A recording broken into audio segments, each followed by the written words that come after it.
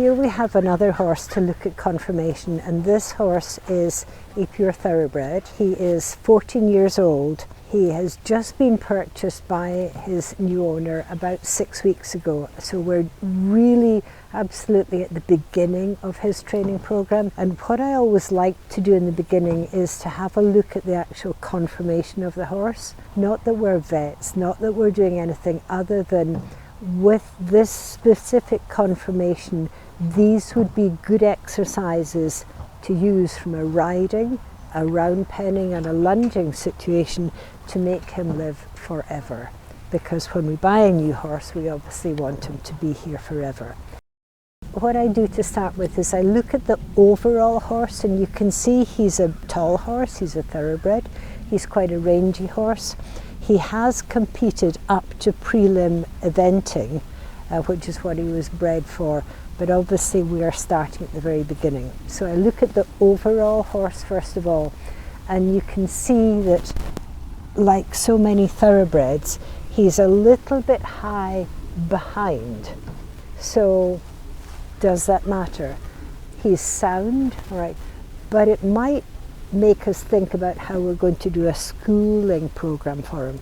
So once I've looked at the overall horse and anything grabs me, the main thing I'm being drawn to is being a little high behind and a little straight. But we just put that in the back of our heads, and then we go to look at the horse. And I like to look at the head to start off with, and I look to see he's got, you know, a longish head, but he's got a nice head. He's got little short ears, which is good.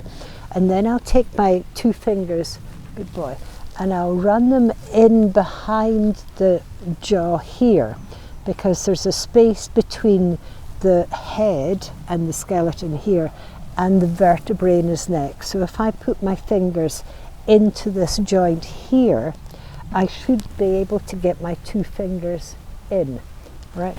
And I can, but it's quite tight. So it means that, I know, it is tight, isn't it? I know. So when I have this jawline here, it's going to be hard for him to flex his head in, because there's not an awful lot of space in there. So I just register that, and I think, all right, we're not going to have him as a Grand Prix dressage horse. But we don't want him as a Grand Prix dressage horse. But we're not going to force him to come into a frame, because he's got quite a big jawline there. I don't know if you can see that.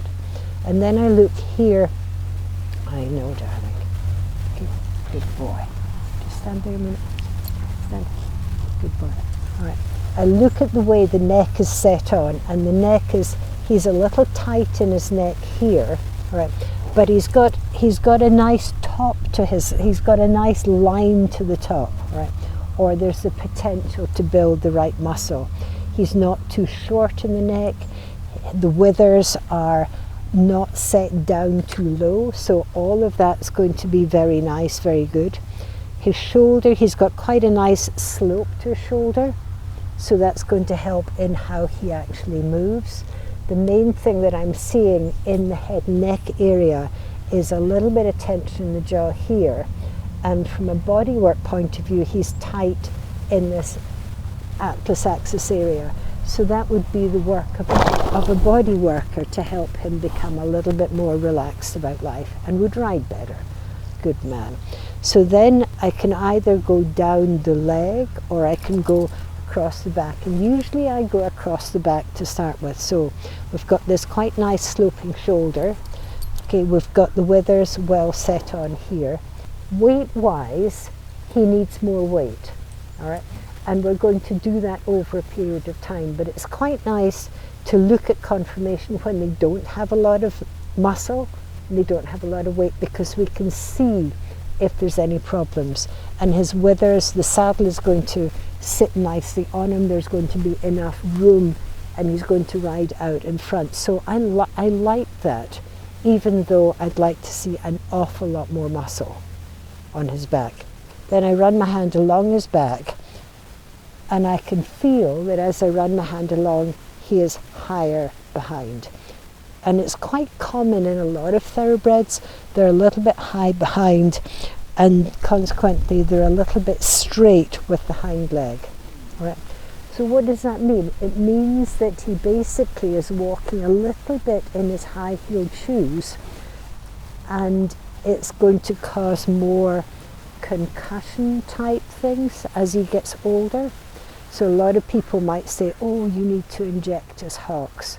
All right, no, we just need to take it gently and slowly and just gradually build a few transitions to try and make him looser in his actual body. If you're not sure with your own horse, all right, he's eating something. Put your hand on here, run your hand along, and you can see that I'm higher behind than I am in front. You can see that. From the point of view of the legs, I'll then look in front, and he's wide enough in his chest in front, which is good. He's not a narrow thoroughbred.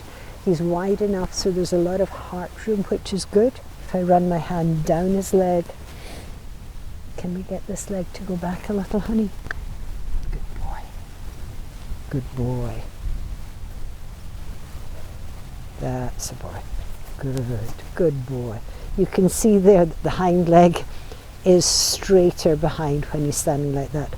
But the front is good. He's got a nice open chest on him. He's long here, and he's got quite nice short cannon bones. That's and also a good sign of strength.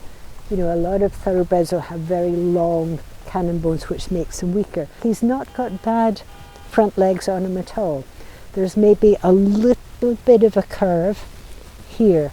So the structure of the knee, the tendons and ligaments around the knee need to be strongly supported, because it's just comes a tiny little bit back there. So he's over the front of the knee, and this is ever so slightly back. But considering he's 14, he's being competed well, his legs are actually in good condition. So yeah, you did a good job with him. Then I look and see there's a lot of room here, which is going to be nice for my leg. His ribs are out enough. I've got enough of a ball to sit on, so that's going to make him really comfortable.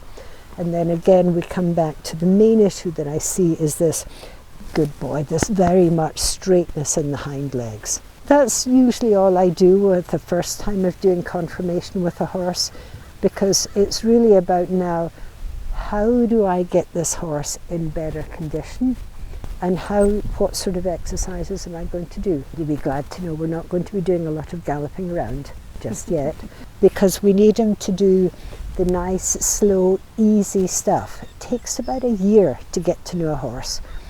His owners only had him 6 weeks, and this is a new barn for him as well. So we let him have a look around. It's okay to look around, right? And we're going to go slow, lots and lots of transitions. We've already taken a picture of him.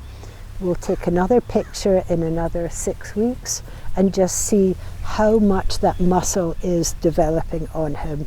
And then our pattern of work is going to be simple turns, circles, changes of rein that we did yesterday, so as he gets that little bit of lateral bending and transitions.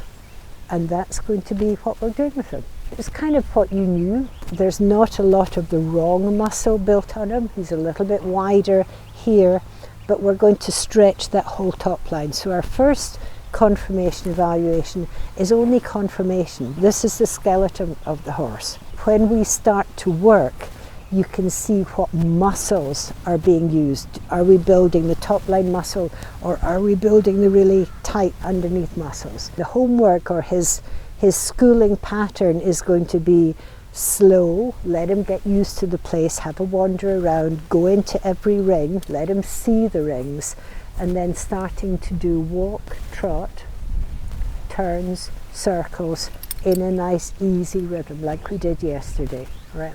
And in our round pen work, let him have a canter, let him enjoy himself, let me do a little bit more of the lunging, so as we get him knowing more words and just getting to know him. It takes a long time to get to know a horse.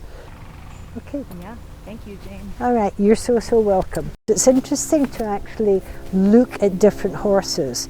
There is no such thing as a perfect horse, but when we start to look at our horse really honestly, we can design a program to make our horse last forever. So if you have a horse and you want us to do a quick conformation evaluation, or you're stuck with your training program and you want to know where to proceed, how to proceed, get a picture, send it in to us. We'll be more than happy to do that. And even if you don't send the picture in to us, take regular photographs, take regular videos of your horse, that you can see how is this horse improving as we work with him. And the whole idea of him improving is that he lasts longer and he becomes safer to ride, and that you enjoy your riding more. So if you have any questions, don't be shy. Thank you very much.